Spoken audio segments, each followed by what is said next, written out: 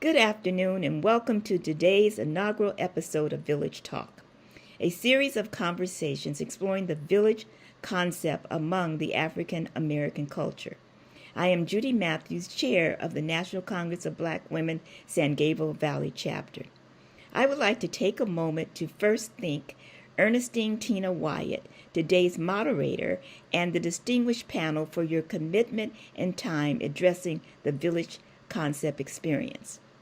The National Congress of Black Women is a nonprofit organization which serves as a nonpartisan voice of advocacy on issues affecting the appointment of women at all levels of government, with a goal to increase the participation of women in the educational, political, economic, and social arenas.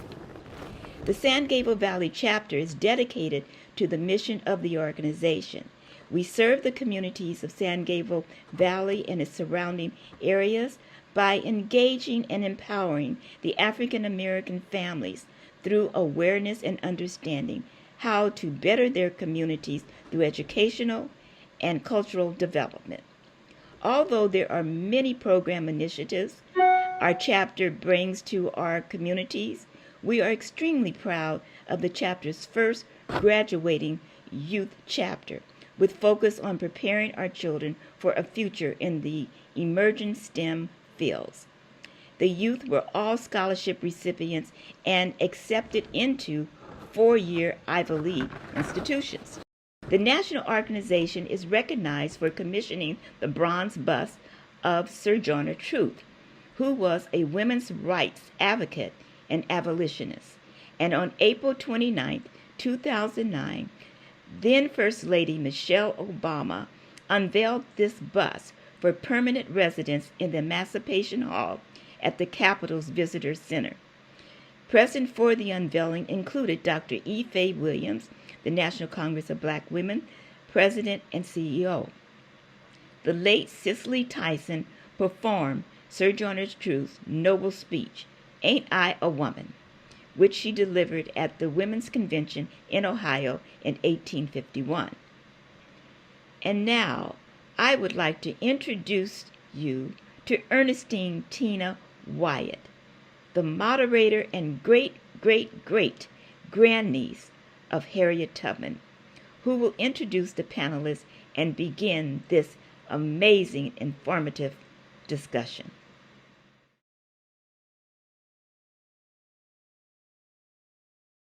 Welcome to the beginning of Village Talk, a series of conversations. A series comprised of discussions exploring and seeking the meaning of the village concept within the African American culture. My name is Ernestine Tina Martin Wyatt, and I am a great-great-great-grandniece of Harriet Ross Tubman. Aunt Harriet was always a champion for families, not just her own relatives, but also those families and people unknown to her, constituting something that connects us by culture and heritage. What was always known is no matter if you were biracial or not, if you had African blood, you were a part of a vast family. That reminds me of summers driving to my grandmother's home in Auburn, New York, where a group of migrants would always come running to the side of the road on Route 5 to greet and wave to us as we drove by. And even though we were unknown to them as they were to us, we were family just the same because we were also African Americans. I'm not referring to the environment or to buildings. Rather, I am talking about a village within a community made up of intimate and caring relationships between individuals. A village that seeks out the needs of those outside of their own family and willing to be a surrogate for one another if the need arises, which creates and gives power to the community. In addition to our faith, this was one of our strengths during a time of segregation where we validated our own by holding each other accountable and raising the bar of expectation.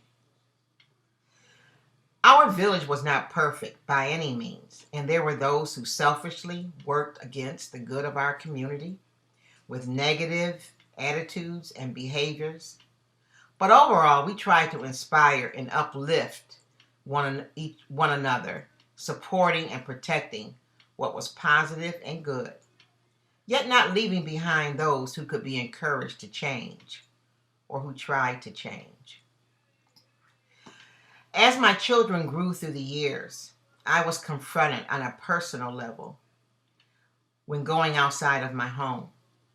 Something that I had experienced as a child seemed no longer to be embraced. Was I not allowed to guide or correct other children, whether known or unknown to me? In some ways, it is deemed inappropriate now because of safety and security, and I get that. Since this was only one aspect of the village concept, what loss was I feeling now? It has long been on my heart as to why, since this is not what I experienced growing up. A community that fought to take care of one another and inspire the next generation. Recently, I read an article in the NPR Goats and Soda by Joel Goldberg. He quoted an African studies professor, Lawrence Pagoni, who said, quote, "Proverb or not, it takes a whole village to raise a child. Reflects a social reality some of us who grew up in rural areas of Africa can easily relate to." He then went on to say, "As a child, my conduct was a concern of everybody, not just my parents, especially if it involved misconduct. Any adult had the right to rebuke and discipline me and would make my mischief known to my parents, who in turn would also meet their own punishment. The concern, of course, was the moral well-being of the community." Unquote. Growing up, this is what I could also relate to. This attitude seemed to be pervasive no matter what geographical location you found yourself in, mostly focusing on the younger ones, pushing them in the right direction for a safer, better, and prosperous life than what we had, for they were our future. Do we still have this or some semblance of this type of village? Or did I experience something that no longer exists, and if so, why not? Should and how do we get this back? Do we want it back? Hopefully, we will be inspired to explore and answer these questions by taking part in a total of 3 separate conversations, each one building on the previous one. We hope to discover the state of this concept by exploring its past and present and asking questions that will help us to build a better future.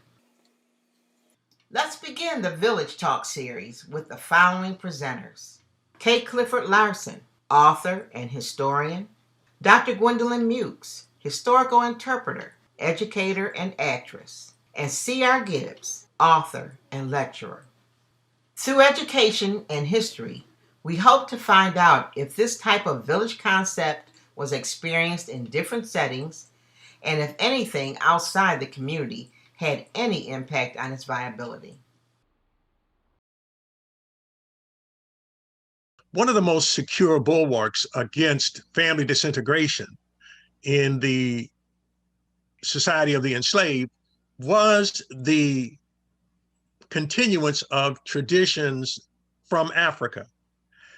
And examples of those happen to be the kinship, extended kinship networks that we find in enslaved societies all across the United States, and indeed even in Central and South America.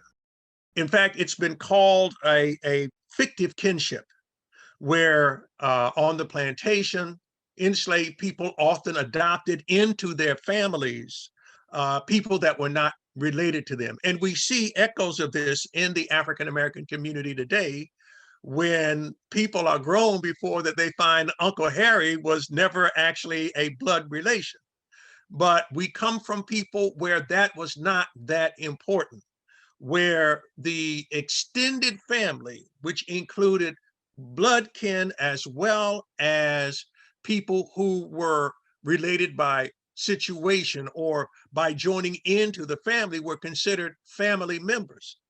We get examples of this on the plantation, particularly as it related to children and the elderly. Let me see if I can give you an example about the status of the elderly in the plantation.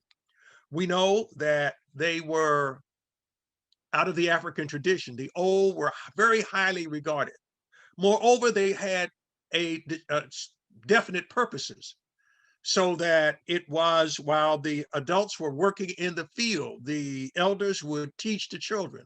They would watch over the children. They would take care of them. They were also responsible for folk medicine, so that the elder was still esteemed, and he did not have to be related directly to a particular family. He was, if you will, brought into any family, all families, in fact. And this is one of the enduring traits that we see in the African American community today. So we are not surprised then that Harriet Tubman, for example, adopted Gertie, or nor are we surprised to find that what experts call fictive kinship was a widely spread phenomena, again, all across the plantations. These families grew and made strong. They were interlocking members that relied upon each other for emotional sustenance, for comfort, physical comfort. And the fact that on the plantation, in the quarters, no one was ever be left by his or herself. Remember, in traditional African society, the operative principle was we is always better than me. We come from a communal society. And what this meant in real terms in African society is that we did not have jails or prisons or orphanages or old folks' homes. Everyone lived with everyone else. So when the Black family was called upon to summon every last ounce of its reserve in the maelstrom of slavery, they could rely on old folkways, and this is one of the most enduring.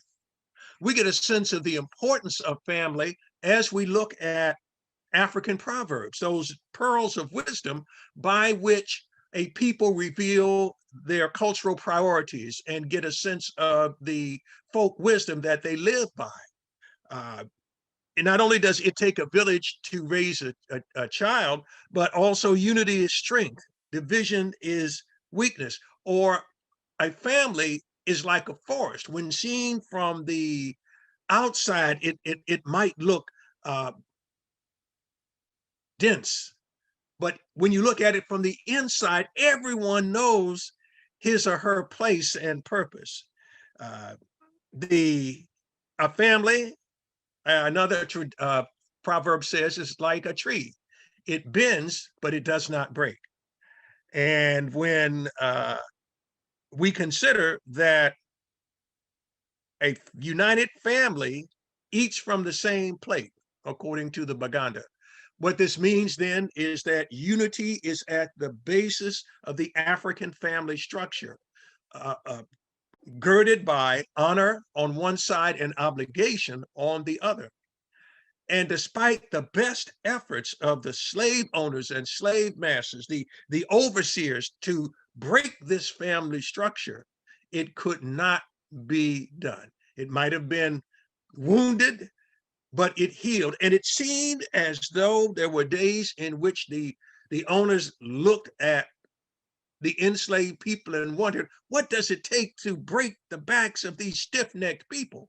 We've tried everything else. We've gone into the very marrow of their relationships with each other, and yet something just seems to be beyond our grasp.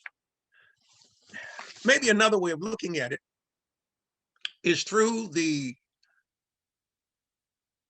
review of a South African word, a Zulu word called Ubuntu. Ubuntu is a term and a philosophy that literally means I am because you are. That may be the ultimate expression of an interrelationship.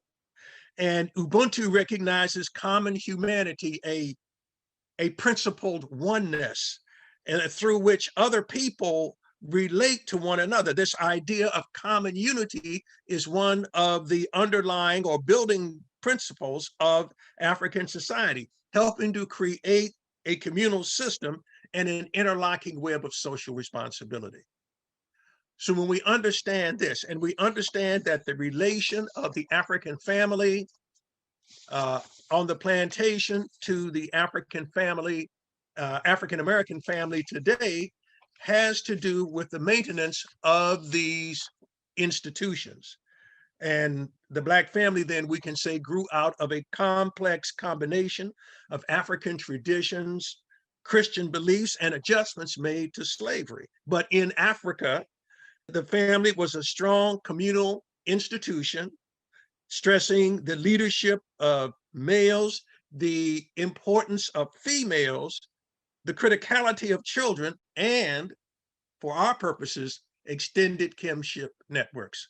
So I hope this gives you an idea of one of the most potent super weapons that African people had on the plantation to resist the worst effects of enslavement. Thank you very much. Hello, thank you for having me. I'm delighted to be here to share Tubman's story by focusing on the values that she embodied in the villages and communities of people who loved her, gave her hope, and helped her triumph. On March 15, 1822, Anthony Thompson paid a midwife $2 for helping an enslaved woman named Rick Green Ross give birth. The baby, called Minty, grew up to become Harriet Tubman, one of the most famous women in American history. But when Minty was born, there was no inkling as to the lives she would save, the world she would change, and the legacy she would leave behind. Minty was the fifth of 9 enslaved children of Rit and Ben Ross. Though Rit and her children were enslaved by Thompson's young stepson, Edward Brodess, they lived together on the Thompson plantation in Dorchester County, Maryland, a land rich in fields, forests, and marshes. His property, more than 1,000 acres, sat along the Blackwater River, south of Madison, in an area known as Peter's Neck. His wealth was also derived from his legal ownership of nearly 40 people of African descent, including Ben, Minty's father. This was the community that Minty was born into. They loved her, protected her, and would play a significant role in educating her. This here is the estate inventory listing all of Thompson's enslaved people. Ben's name is listed at the top. These are the landscapes on which Tubman lived on the eastern shore of Maryland. She learned how to survive and navigate that land.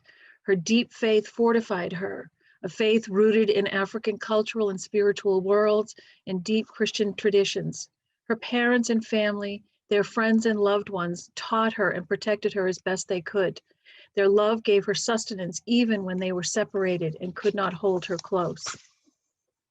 After Minty was born, Edward Brodess left his stepfather's home and moved to his own small farm near Bucktown. He brought Rit, Minty, and all her siblings with him, taking them away from Ben and the community at the Thompson plantation. He then sold 3 of Minty's sisters. Their loss was unbearable, tearing the family apart forever. Rit would later risk her life to protect her son Moses from the same fate. Brodess rented Minty out to other farmers from the time she was 6 years old. She had to learn how to trap muskrats in cold winter marshes.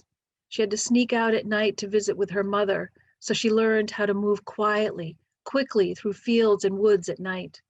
When an overseer at the Bucktown store threw a 2-pound weight that hit 13-year-old Minty in the head, it crushed her skull. She survived because of the expert care of her mother and others in the enslaved community, who made natural remedies to ward off infection and help heal the deep wound. They prayed, they made her survive. She was resilient and defiant. Brodess leased her to a merchant in Madison, which brought her back to near where her father lived. She worked on the docks and learned about the secret communication and transportation networks of Black mariners known as blackjacks.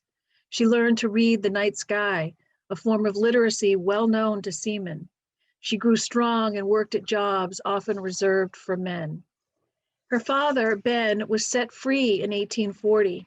A skilled ship carpenter and lumberjack, Ben earned wages. He had a home of his own, and Rit, Minty, and some of her brothers lived with him. She had many teachers in her community who taught her how to read the environment, natural literacies that helped her survive in the woods, find food, and make folk medicines. She became an entrepreneur like her father, too, even though she was enslaved. She earned money on the side, bought work animals to plow more fields and haul more wood, and make more money in the hopes of purchasing her freedom. Her faith grew deep. She attended camp meetings and services in local churches. She believed that God had a plan for her. She told a friend, quote, "And I prayed to God to make me strong and able to fight, and that's what I've always prayed for ever since." She married a free man named John Tubman in 1844. Minty changed her name to Harriet in honor of her mother. She yearned to be free like her father and husband. She planned, she saved, she worked hard, but Brodus died and she was going to be sold. She couldn't bear to be sold away from her loved ones, so she escaped in the fall of 1849. She tapped into an Underground Railroad network that was already functioning well in the region. She made her way to the first safe house. A Quaker woman there told Tubman to sweep the yard to avoid suspicion. That night, the woman's husband hid Tubman in his wagon and took her to the next safe house. Traveling by night, using the North Star and instructions from Black and white collaborators, she found her way to freedom in Philadelphia. "When I found I'd crossed that line," Tubman later recalled, "I looked at my hands to see if I was the same person. There was such glory over everything. The sun came like gold through the trees and over the fields, and I felt like I was in heaven." But, she said, there was no one to welcome me to the land of freedom. I was a stranger in a strange land, and my home, after all, was down in Maryland, because my father, my mother, my brothers and sisters and friends were there. But I was free, and they should be free. Over a 10-year period, she made 13 trips and rescued about 70 family and friends, and gave instructions to about 70 more who found their way to freedom independently. Many of these images, by the way, are from the Harriet Tubman State Park Visitor Center in Dorchester County, Maryland. They come from the film in the Orientation Theater and exhibits on the walls. The collective efforts of free and enslaved African Americans operating secretly along the various routes to freedom were crucial to Tubman's success. In collusion with like-minded white abolitionists, they marshaled financial resources and provided the protection that sustained her. These ordinary and extraordinary people developed a remarkable system of trust and cooperation along the many routes of the Underground Railroad. Her father, Ben, was one such person. He helped people escape at great risk to himself. Even though he was free, he vowed not to leave Maryland until all his children and grandchildren were free. Tubman's total commitment to freedom led her to the battlefields during the Civil War.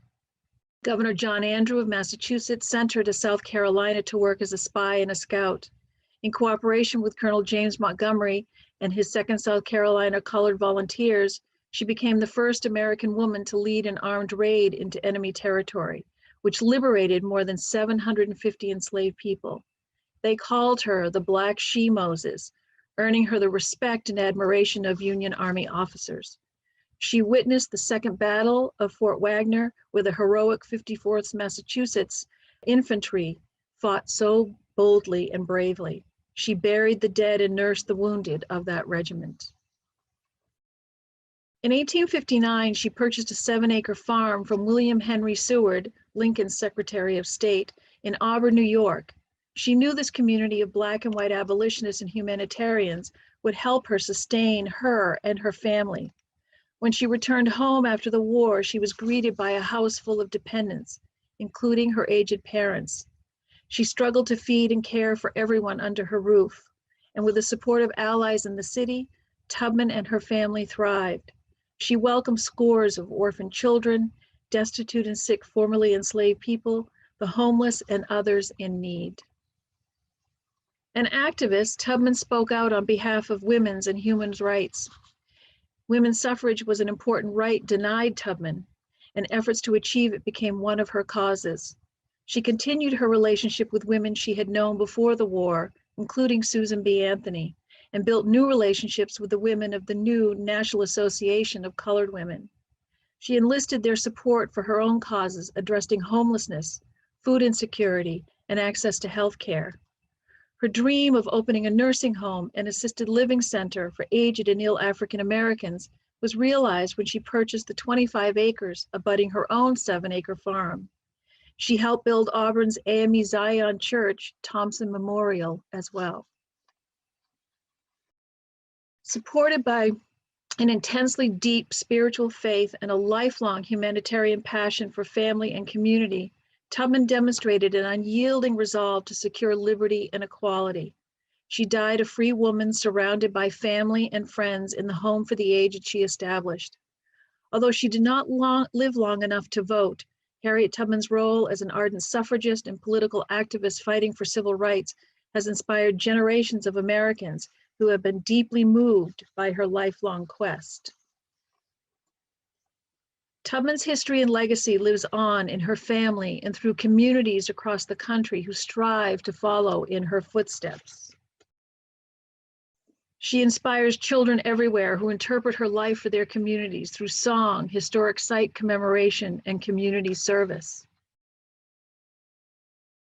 Tubman's struggles have resonated with Americans well into the 21st century. She triumphed by the love and support of many people and communities who educated her, protected her, prayed with her, nurtured her. She took those gifts to lead generations in the fight for equality, justice, and self-determination. One of America's most revered congressmen, the late civil rights activist John Lewis, once said, quote, "The legacy of Harriet Tubman in America is one of being willing to not be afraid, to be of good courage, to be willing to go into places where others dare to go, being willing to stand up, to speak out, and find a way to get in the way. We are all now Harriet Tubman's village of love, hope, and triumph." Thank you.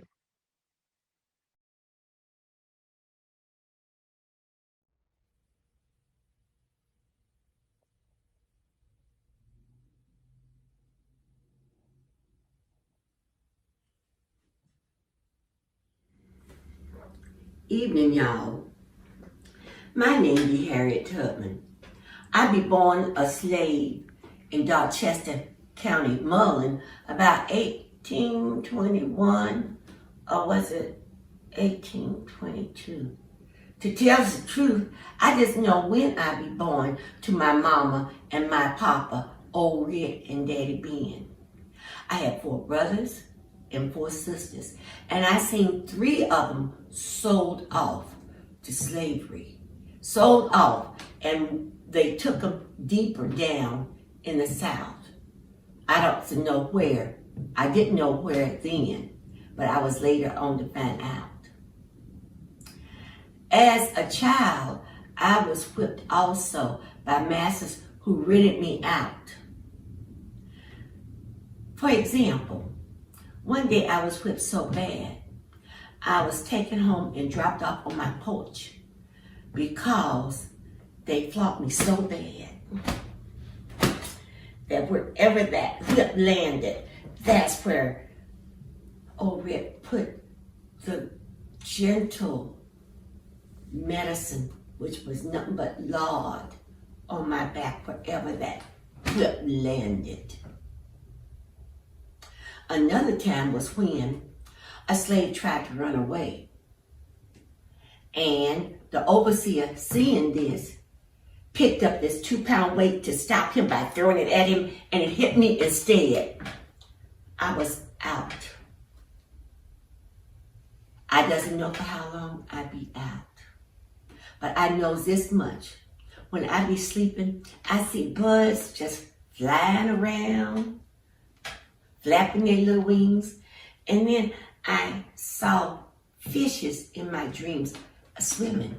And I am thinking in my dream, they is free. I wants to be free.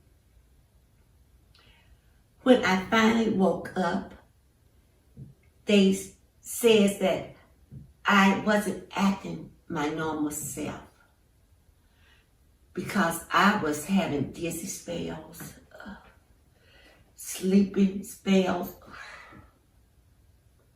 And when they would talk to me, I would fall asleep and then pick up from where I last left off as I would be talking.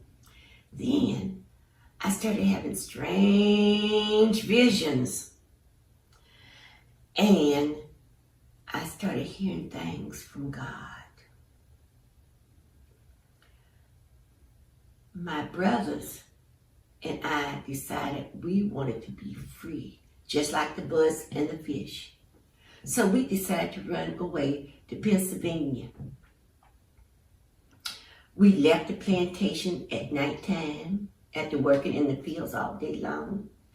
And we was gone for a couple of days, and one of the brothers started talking about we need to get on back to the plantation. I said, why?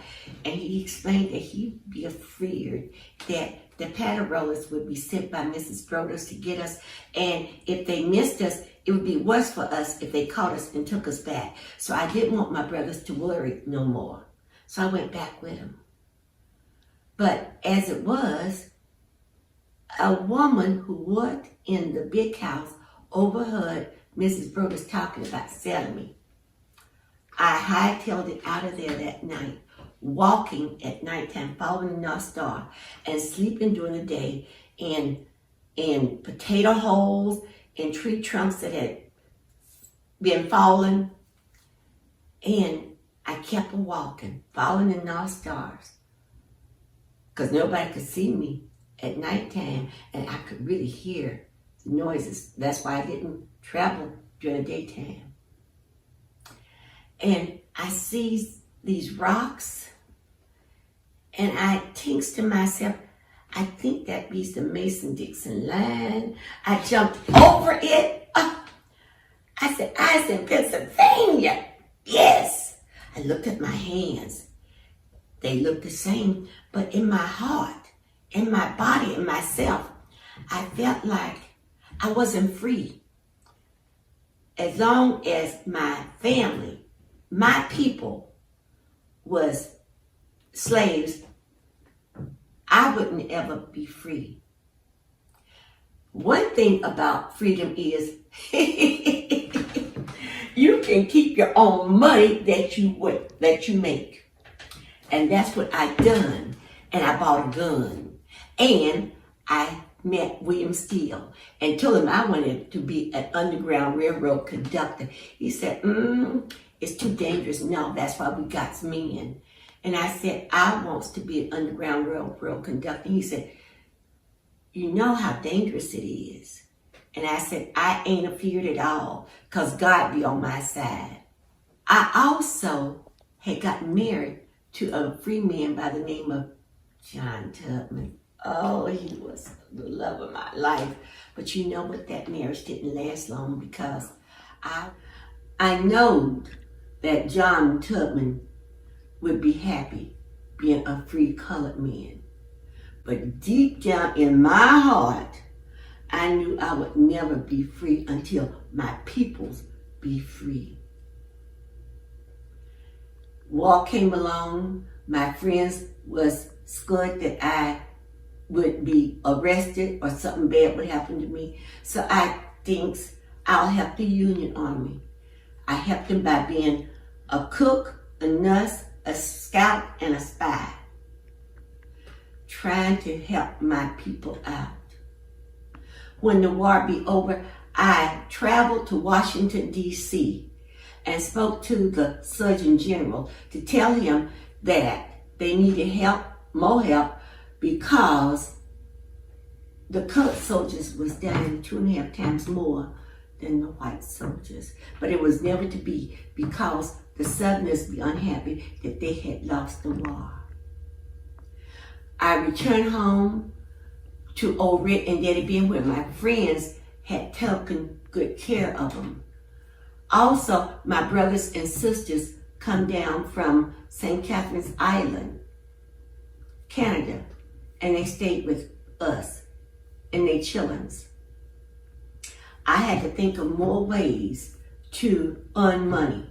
I had fairs, like the abolitionists did, where you have clothes that you want to sell and you have foods that you want to sell.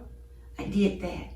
And then there was this kindly white woman by the name of Sarah Bradford who wrote my life story and all my adventures, she said, that's what she called them, on the Underground Railroad. But you know what? That book sold and made lots of money for her, and she gave me all that money. I also opened up my home to anybody else who was sick, and that started my dream for having a hospital for sick colored people. And one of those people became the second love of my life, Nelson Charles Davis, who had tuberculosis. And when he died, I was so heartbroken. I found out also that I could get $12 a month from the new act that was just passed, the Dependent and Disabilities Pension Act. There was 25 acres next to my property, and I wanted those 25 acres for a new hospital, for a home for the old folks. I bid on it, and I won the winning bid. And with all those white people there, I felt like I was a blackberry in a pail of milk. I went home and I talked to God, and I was able to pay that $1,450 off. I've always wanted my people to be free. I've always wanted to help them. And the few relatives that was left and the friends that was left that hadn't died yet, they was by my side. They paid me by watching me cross over into glory land. And I thanks you.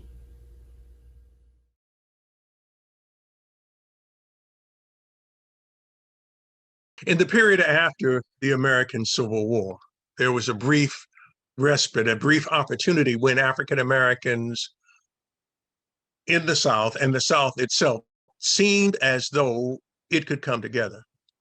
That was a period known as Reconstruction.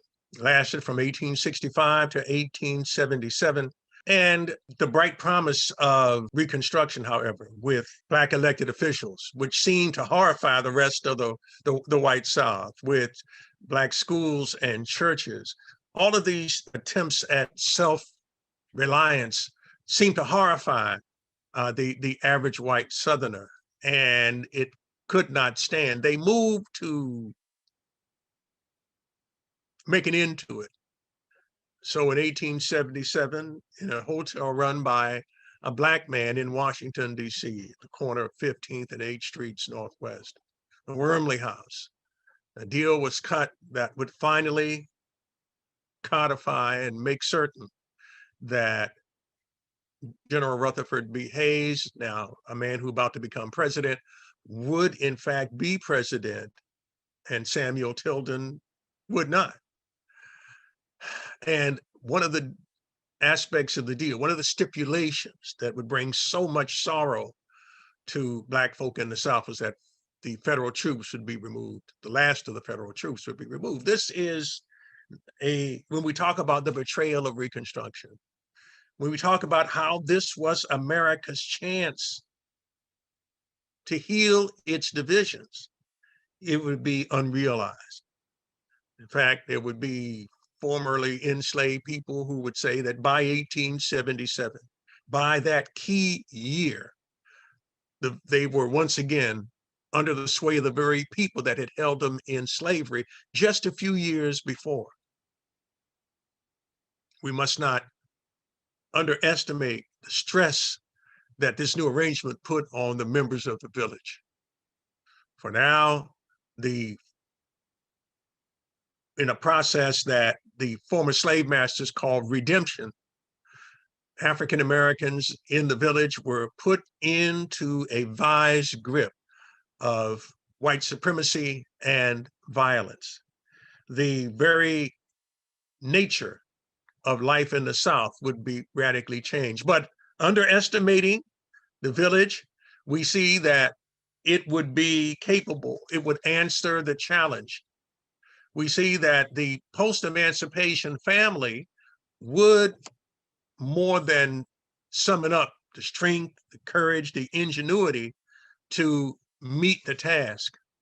The great work, long memory, the Black experience in America, described it this way: family life of Blacks, while unrestricted by law after the Civil War, found itself pressed and pressured, but by poverty and bludgeoned by prejudice and discrimination. But even so, while there were a great variety in family types and more chances for the development of strong family ties, even more so than in enslavement.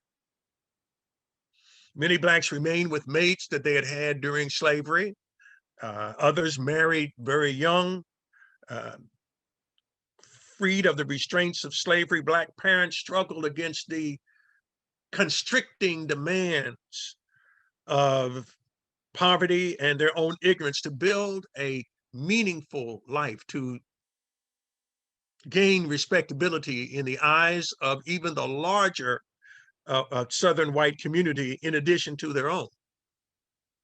So we see this immense change in the family. We understand that sharecropping itself for the average Black family was an innovating experience, where oftentimes after months and months of toil and effort, you found yourself still in hock to the white planter. We are minded that as Black men often looked at the few options they had, none of them were good. They were the original Hobson's choice, two bad choices, rather than one good choice and one bad choice. Williams Pickens' family, for example, moved 20 times in 15 years looking for a fair and equitable return on their hard work. The incessant labor and the unremitting struggle against poverty often killed Black men well before their times, which required Black women to once again step forward where in places where they had not done so before, or places where they had to during enslavement. There was no waiting period. There literally was no velvet cushion for these women. We see that they were able to develop families that were matrifocal or matriarchal, and it was a matter of what need. It was a matter of opportunity, a matter of choice as well. For above all, coming out of Africa, the family was the premier organization. It must be saved. That was the ultimate purpose of the village, to take care of the old, to take care of the young, and without restriction of blood kinship, but understanding that if they were part of a larger enslaved community or formerly enslaved community, and since these folkways had carried them over for so long, they were not about to give up now. Of course, the landscape that they operated on was tremendously difficult. The background that they worked with was challenging, to say the least. Frederick Douglass in 1881 would acknowledge the lack of opportunities and the bleak circumstances that most enslaved Black families faced. When the Hebrews were emancipated, they were told to take spoil from the Egyptians. When the serfs of Russia were emancipated, they were given 3 acres of ground upon which they could make a living, but not so when our slaves were emancipated. They were sent away empty-handed, without money, without friends, and without a foot of land on which they could live and make a living. Old and young, sick and well, turned loose to the naked sky and naked to their enemies. And there were enemies aplenty. For despite the innovations and resilience and endurance of the village, the misery seemed to multiply and to challenge the members of the village. For we look at the hatred that was shown toward Black people as they sought to, after Reconstruction, exercise what were their constitutional rights. The 13th gave them freedom, the 14th, citizenship, the 15th gave Black men, but not Black women, the right to vote. And yet there were those who were determined to crush out any desire for political participation. A man called Pitchfork Ben Tillman seemed to typify this spirit when he said, "We have shot them, we have stuffed ballot boxes, we've done everything we could except properly estimate the strength of the village." And so, despite the suppression of the Black vote, despite literacy tests and poll taxes, despite outright violence, murder, and torture, the African American family continued under some of the worst conditions in the history of this country. The separate but equal, codified in law by the 1896 Plessy versus Ferguson decision, made Jim Crow, the separation of races, racial discrimination, even more widespread than perhaps it had been prior to the decision. And so drinking fountains, train cars, and all sorts of other endeavors were either banned completely to African Americans or there were separate entrances. In fact, in the early 1900s, about 1912, there was a color cartoon called The New South, and it had a airplane almost the same time as what was going on at Kitty Hawk with the Wright brothers, one of those biplanes. And on the front wing was sitting a group of whites, but on the back trailing wing, with clearly in unequal conditions on the wing and the struts, were Black folk. And if this was the New South, then African Americans didn't want any part of it. Concomitant with the myth of the New South was that Black people would go along with it, and that was not going to happen. The village had not survived all this time to give up and to give out. And so using the church, and the Black church is the first institution established by African Americans that they could control.